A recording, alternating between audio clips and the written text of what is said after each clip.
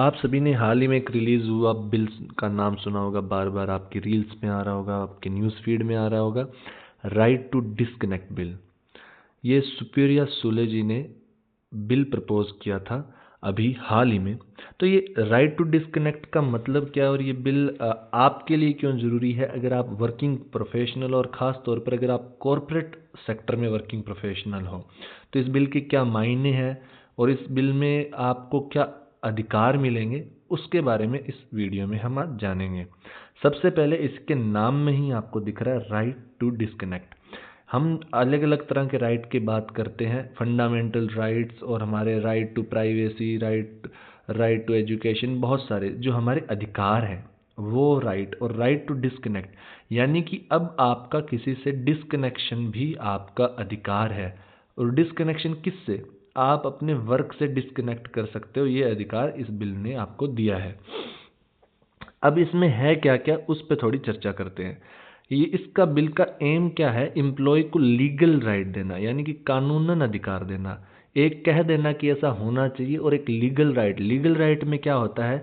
अगर आपका एम्प्लॉयर उसको फॉलो नहीं करता है तो उस पर लीगल एक्शन हो सकता है, उसको पनिशमेंट मिल सकती है। तो लीगल राइट आपको एक कानूनन अधिकार देता है जिस पे सरकार के सामने अगर आप अपील करते हो या फिर अगर कोई आपका एम्प्लॉयर आपका शोषण करता हुआ दिखता है तो उस पर सरकार एक्शन ले सकती है।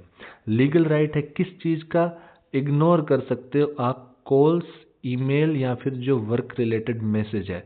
वर्क के दौरान नहीं, इस बात का ध्यान रखिए, वर्क के बाद, आफ्टर वर्क आवर्स। मान लीजिए आपकी जॉब 9 to 5 है, तो आफ्टर 5 PM या फिर जो भी आपके वर्किंग आवर्स रहते होंगे, अगर आप नाइट शिफ्ट करते हो तो नाइट शिफ्ट, यानी कि आपके वर्क आवर्स के बाद आप ऑब्लाइज नहीं हो कॉल, ईमेल्स या मैसेज के जवाब देने के। आप रिफ्यूज़ भी कर सकते हो रिप्लाई देने से। और इसका इससे आपका जो एम्प्लॉयर है वो आप पे कोई एक्शन नहीं ले सकता है। ये किया किस लिए गया है? क्योंकि आप पिछले कुछ टाइम से देख रहे होंगे कॉर्पोरेट सेक्टर में इतना एक्सेसिवली वर्कलोड है, पेमेंट जितनी मिलती है उससे ज़्यादा उनसे काम करवाया जाता है, जिससे क्या इंसान का वर्क लाइफ बैलेंस बिल्कुल ख़राब हो चुका है। लेट नाइट तक काम करना, लंबे समय तक स्क्रीन के सामने बैठना, stress, pressure, sleep loss, depression, stress, इंसान इन चीज़ों से जूझ रहा है। तो उस चीज़ को कम करने के लिए ये बिल लेकर आए गए हैं। तो सबसे पहले ये आपकी मेंटल हेल्थ को प्रोटेक्ट करेगा, आपके वर्क लाइफ को बैलेंस करेगा। और पेनल्टीज इसमें रखी गई है क्योंकि जब तक पनिशमेंट या पेनल्टी नहीं लगे कोई इंसान मानता है नहीं। तो अगर आपका एम्प्लॉयर नॉन कंप्लायंस, अगर इस रूल को फॉलो नहीं करता, इस लॉ को फॉलो नहीं करता है, तो उस पर पेनल्टीज भी लगेगी। और इस बिल के क्या की प्रोविजंस हैं? पहला की प्रोविज़न ये है कि राइट टू रिफ्यूज़ आपको मिलता है। आप ऑब्लाइज नहीं हो आफ्टर वर्क आवर्स के बाद रिस्पॉन्ड करने के लिए। नो रिप्रेजल्स, यानी कि आपको एम्प्लॉयर्स पनिश नहीं कर सकता है। ऐसा नहीं है कि आपकी सैलरी डिडक्ट कर लेगा, आपके जो ऑफ है वो डिडक्ट कर देगा, या फिर आपको जो इंक्रीमेंट्स हैं या फिर आपके जो प्रमोशंस हैं उनको होल्ड करने की आपको धमकी दे कि मैं अगर आपने रिस्पॉन्ड नहीं किया तो आप पे कोई एक्शन ले लिया जाएगा इस रिलेटेड कि आपने कॉल रिफ्यूज़ क्यों की। इससे रिलेटेड आप पे कार्रवाई नहीं कर सकते। हाँ, दूसरे अगर लीगल कार्रवाई है, आपने कुछ गलतियां की है, उस पे कार्रवाई अभी भी होगी। अगर किसी कंडीशन में ऐसा है कि इमरजेंसी है, आपका खुद का ही काम है, आपको पूरा करना है और कंपनी के लिए आप खुद विलिंगली बैठना चाहते हो, तो कंपनी को आपकी ओवर टाइम का पे करना पड़ेगा। जितने घंटे आप ओवर टाइम करते हो कंपनी को उनको पेमेंट आपको देनी पड़ेगी, वर्क आवर से जितने भी घंटे आप एक्सीड करते हो।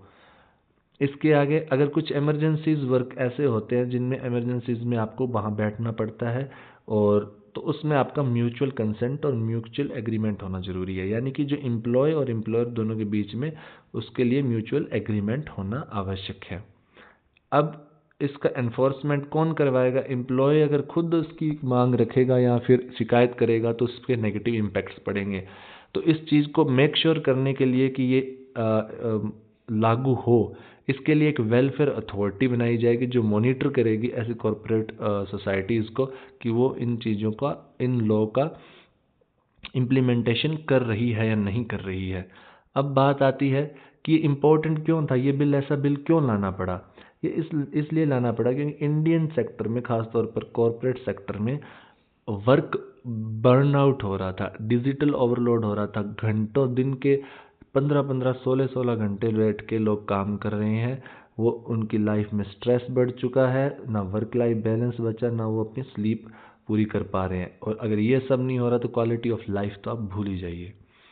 इससे क्या होगा, आपको अपने परिवार के लिए, अपने लोगों के लिए समय मिलेगा। आप बेहतर तरीके से अपने लाइफ और आपके जो हॉबी है उनको आप फॉलो कर सकते हो। और इंसान अगर खुश है, स्ट्रेस फ्री है, तो वो वर्क भी अच्छे से कर पाएगा। और जो टेली प्रेशर यानी कि हर एक फ़ोन कॉल का जवाब देने के लिए आपके ऊपर प्रेशर है, वो प्रेशर भी कम हो जाएगा। अब ऐसा नहीं है कि ये कोई ऐसा नया लॉ इंडिया ले आया हो या फिर ये हमारी कोई इनोवेशन है। ये ग्लोबल कॉन्टेक्स्ट में भी पहले बहुत देश इसको एम्प्लॉय कर चुके हैं। उनमें से कुछ देशों के नाम है ये: फ्रांस, इटली, स्पेन, पोर्तुगल और ऑस्ट्रेलिया। ये देश हैं जो इस लॉ को ऑलरेडी अप्लाई कर चुके हैं। तो अब आप बताइए कि राइट टू डिस्कनेक्ट बिल आपको क्या लगता है कि कुछ इम्प्रूवमेंट आपकी लाइफ में लेके आएगा या नहीं आएगा, या आपको लगता है कि कुछ इसमें और इम्प्रूवमेंट्स होने चाहिए थे? आप कमेंट में बता सकते हैं।